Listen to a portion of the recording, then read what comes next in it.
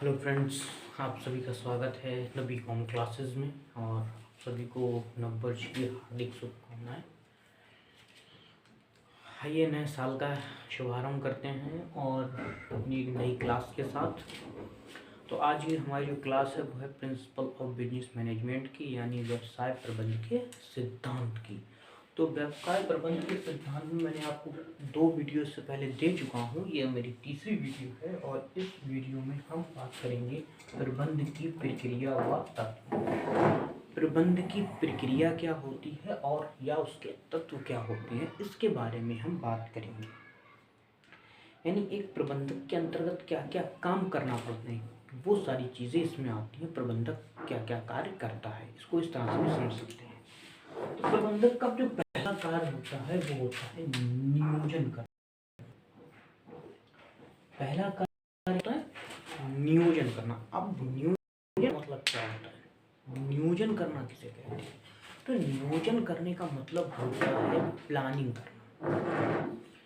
हमारी कंपनी को किसी भी कार्य को करने से पहले उसकी प्लानिंग की जाती है। तो वो कार्य किस प्रकार किया जाएगा। जैसे हमें कोई फैक्ट्री खोलना है, तो फैक्ट्री खोलने से पहले हमारा कार्य ये होता है कि हम इस बात के बारे में जाने प्लानिंग किस प्रकार होगी, प्लानिंग किस प्रकार की जाएगी, प्लानिंग में क्या क्या चीज़ें की जाती हैं। प्लानिंग में की जाती हैं जैसे हमारी फैक्ट्री कहाँ पर लगेगी, हमारा ऑफिस कहाँ पर होगा, हम किन ग्राहकों को माल बेचेंगे, हम माल किस प्रकार बेचेंगे, हमारी पूंजी क्या होगी, हमारे शेयर होल्डर्स कौन कौन होंगे। तो इन सब चीज़ों के बारे में प्लानिंग की जाती है। नियोजन करना सबसे पहला काम होता है प्रबंधक का, नियोजन करना, प्लानिंग करना। ये तो अगर नई कंपनी की बात। अब अगर पुरानी कंपनी है तो वो क्या प्लानिंग करेगी कि हमारे आने वाले वर्ष में हम किस प्रकार कार्य करेंगे, हमें अपनी मार्केट वैल्यू किस तरह बढ़ानी चाहिए। तो इस सब कार्य को प्लानिंग के अंतर्गत रखा जाता है। तो आई होप आप लोगों को प्लानिंग समझ में आया। प्लानिंग का मतलब प्लान करना, नियोजन मतलब प्लान करना कि हमें आगे किस प्रकार कार्य करना है, कैसे कार्य करना है, हमें हमारी विक्रय शक्ति को किस प्रकार बढ़ाना है, हमारी प्रॉफिट को हमें किस प्रकार अपने बढ़ाना है, हमें लोगों का भरोसा किस प्रकार जीतना है, आने वाले वर्षों में किस प्रकार अपने घाटों को पूरा करेंगे। तो ये सबकी प्लानिंग करना ही नियोजन के अंतर्गत आता है। दूसरा है संगठन। संगठन ऑर्गेनाइजेशन।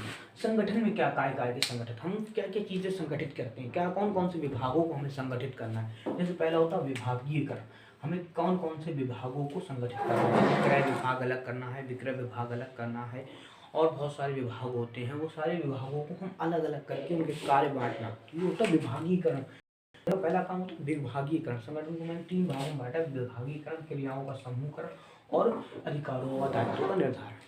तो पहला है विभागीकरण। हम विभाग किस प्रकार बांटेंगे। किराए विभाग को हम सारा काम दे देंगे, आप सारे किराए का विभाग देखो। विक्रय विभाग को जितना बेचा हुआ कार्य होगा वो विक्रय विभाग में किया जाएगा। फाइनेंस डिपार्टमेंट में सारे फाइनेंशियल डॉक्यूमेंट्स तैयार किए जाएंगे। तो इस तरह हम जो है ना कंपनी का विभागीकरण कर देते हैं, उसको विभाग में बांट देते हैं, छोटे छोटे टुकड़ों में बांट देते हैं ताकि काम सरलता से पूरा हो सके। दूसरा है क्रियाओं का समूहीकरण। क्रियाओं जितनी भी क्रियाएं की जाती हैं उनको समूह में बांट देते हैं। जैसे क्रय की क्रिया जितनी होगी वो यहाँ की, विक्रय संबंधी जितनी क्रियाएं होंगी वो इस विभाग में की जाएंगी, फाइनेंस के संबंधित जितनी क्रियाएं होंगी तो वो फाइनेंशियल डिपार्टमेंट की जाएंगी। इस तरह से हम क्रियाओं का विभागीकरण कर देते हैं, अलग अलग टुकड़ों में बांट देते हैं कि ये कार्य इसी क्रिया में इस समूह में किया जाएगा। फिर अधिकारों व दायित्वों का निर्धारण कि किसके पास क्या क्या अधिकार रहेंगे, डायरेक्टर्स के पास कौन कौन से अधिकार होंगे, कर्मचारियों के पास कौन कौन से अधिकार होंगे, और सारे मजदूरों के पास कौन कौन से अधिकार होंगे। तो ये सब अधिकारों का निर्धारण भी इसी विभागीय संगठन में किया जाता है। तो ये होता है हमारा संगठन। दूसरा होता है नियुक्ति। तीसरा होता है नियुक्तियाँ। नियुक्तियाँ क्या होती हैं? स्टाफिंग। किसी भी कार्य की सफलता उसमें लगाए गए कर्मचारियों के ऊपर डिपेंड होती है। अगर हमारे कर्मचारी कुशल होंगे, अच्छे होंगे, कार्य उनका अच्छा होगा, वो अपने कार्य में दक्ष होंगे, तो हमारी कंपनी अच्छी चलेगी। और अगर वही हम ऐसे कर्मचारियों को नियुक्त कर लें जिनको मालूम ही नहीं है वो उनको करना क्या है, तो हमारी कंपनी बेकार हो जाएगी, बंद हो जाएगी। तो सबसे मेन चीज़ होती है नियुक्ति स्टाफिंग करना, कि हमें किस प्रकार के कर्मचारियों को रखना चाहिए, कर्मचारियों में कौन कौन सी दक्षता होनी चाहिए, कौन कौन से गुण होना चाहिए, वो हमारी कंपनी के प्रति लॉयल होना चाहिए। तो इन सब चीज़ों को देखकर आपको स्टाफिंग किस प्रकार की जाती है, किस तरह स्टाफिंग करना है हमें, किस तरह हमें अपने कर्मचारियों को रखना है, कर्मचारी किस तरह के होंगे, क्या कार्य करेंगे, तो ये सारा काम नियुक्तियों के अंतर्गत आता है कि कर्मचारी किस प्रकार के रखे जाएंगे। क्योंकि कर्मचारियों से ही हमारी कंपनी आगे बढ़ती है। अगर हमारे कर्मचारी अच्छे हैं, हमारे मजदूर अच्छे हैं, तो हमारी कंपनी आगे बढ़ेगी। हमारे कर्मचारी बेकार हैं, हमने जिस काम के लिए हमने उन्हें लगाया है वो काम वो कर ही नहीं सकते हैं, तो डेट्स मीन्स हम बेकार हो जाएगी हमारी कंपनी। तो सबसे मेन प्रॉब्लम होता है नियुक्तियाँ किस प्रकार होंगी। निर्देशन, उनको निर्देश कौन कौन करेगा, निर्देश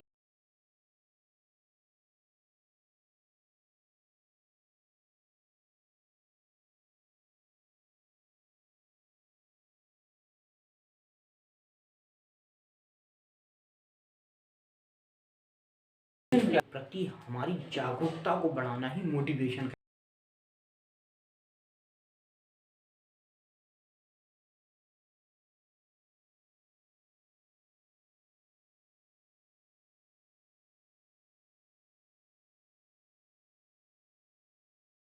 पहला। हम उन्हें मोटिवेट करना, किस प्रकार, इस तरह मोटिवेट करना ताकि वो अपने काम में लगे रहें, अपने काम को पूरा करें, इस तरह से। तो मोटिवेशन करना बहुत ज़रूरी होता है। तो अब प्रेरणा मतलब होता है मोटिवेशन, तीसरा होता है संप्रेषण या संदेश, कम्युनिकेशन। हमें हमारी कंपनी में कम्युनिकेशन पे बहुत ज़्यादा ध्यान रखना पड़ता है, संप्रेषण पे बहुत ज़्यादा ध्यान रखना पड़ता है। क्यों ध्यान रखना पड़ता है? तो संप्रेषण ये जैसी है जो विचारों का आदान प्रदान करता है। 3 तरह की हमारी कंपनी में स्तर होते हैं, एक उच्च स्तरीय, फिर मध्य स्तरीय, फिर निम्न स्तरीय। क्या निम्न स्तरीय की बात उच्च स्तरीय तक किस प्रकार पहुंचाई जाए और उच्च स्तरीय की बात निम्न स्तरीय तक कैसे पहुंचाई जाए, या मध्य स्तरीय की बात उच्च स्तरीय तक और निम्न स्तरीय तक किस प्रकार हो, इसे कम्युनिकेशन कहते हैं। तो क्या हमारी कंपनी का कम्युनिकेशन सही है, लोग एक दूसरे का विचारों का आदान प्रदान कर रहे हैं, एक दूसरे की बात को सुन रहे हैं, उसे कहते हैं कम्युनिकेशन। अगला होगा नियंत्रण। नियंत्रण किस प्रकार किया जाए, कंट्रोलिंग करना, कि हमारे कर्मचारियों पर कंट्रोल किस प्रकार किया जाएगा, मजदूरों पर कंट्रोल किस प्रकार किया जाएगा, और बहुत सारी चीज़ों हैं, किराए पर कंट्रोल किस प्रकार किया जाएगा, विक्रय पर कंट्रोल किस प्रकार किया जाएगा, ये सब आता है हमारा नियंत्रण करने में। तो आई होप आप लोगों को ये जो 7 के 7 कार्य हैं हमारे प्रबंधक के, वो आपको समझ में आए होंगे। प्लानिंग करना, ऑर्गेनाइजेशन करना, नियुक्ति स्टाफिंग करना, निर्देशन करना, डायरेक्शन देना, अल्टरना, मोटिवेशन, कम्युनिकेशन और कंट्रोलिंग करना, ये सारी चीज़ें आपको समझ में आई होंगी। अगला है प्रबंधक के सहायक कार्य। ये मुख्य कार्य के रूप में भी आप देख सकते हैं, प्रबंधक के मुख्य कार्य हैं। हमारे सहायक कार्य कौन कौन से होते हैं? सहायक कार्य पहला नवाचार। नवाचार का मतलब क्या होता है? नवाचार का मतलब होता है नए विचारों तथा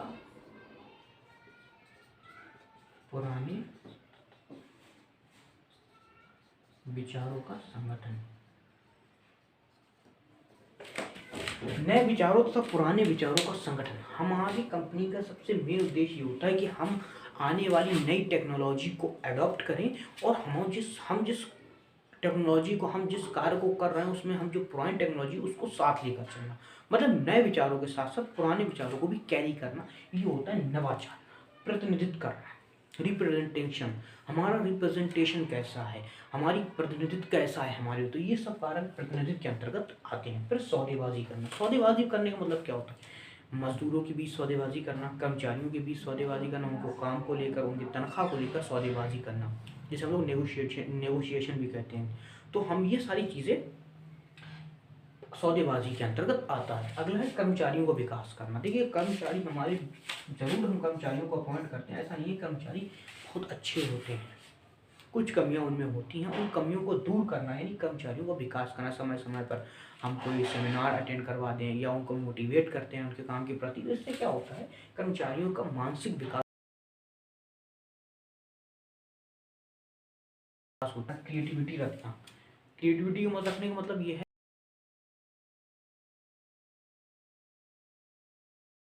क्रिएटिव माइंड से सोचना। जैसे हम डायरेक्ट कस्टमर तक कैसे पहुंचना है, उसके लिए ऑनलाइन चीज़ें आ गई कि ऑनलाइन आप अपना ऐप डाल लो, ऐप से आप अपने कार्य करते रहो। ऐप पर ऑर्डर आएगा, आप डायरेक्ट कंज्यूमर तक पहुंचाओ, आप डायरेक्ट अपना अपना माल कस्टमर तक पहुंचाओ। तो इससे क्या होगा, क्रिएटिविटी रहना कि सामने कौन सी टेक्नोलॉजी हमारे बाज़ार में काम कर रही है, जिससे हमारी मांग शक्ति और बढ़ सकती है, हमारी क्रय शक्ति बढ़ सकती है, हमारी विक्रय शक्ति बढ़ सकती है।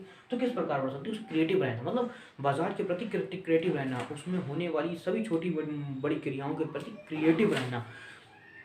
अगला है निर्णय करना। निर्णय का कैसे हो, निर्णय करना, निर्णय का मतलब क्या होता है कि किसी भी चीज़ पर निर्णय लेना कि हम अपनी कंपनी के प्रति कौन सा ऐसा निर्णय लें जिससे हमारी कंपनी आगे बढ़े। तो निर्णय लेने का मतलब होता है कि कंपनी के प्रति निर्णय लेना, कर्मचारियों के चुनाव में निर्णय लेना, किस प्रकार के हमारे कर्मचारी रखे जाएंगे, वो सारे निर्णय में आते हैं। तो इस प्रकार की हमारी पूरी क्लास थी जिसमें हमने मुख्य कार्य और सहायक कार्य प्रबंधक के बारे में बताया। आई होप आप लोगों को समझ में आई होगी। मिलते हैं अगली वीडियो में। Thank you very much.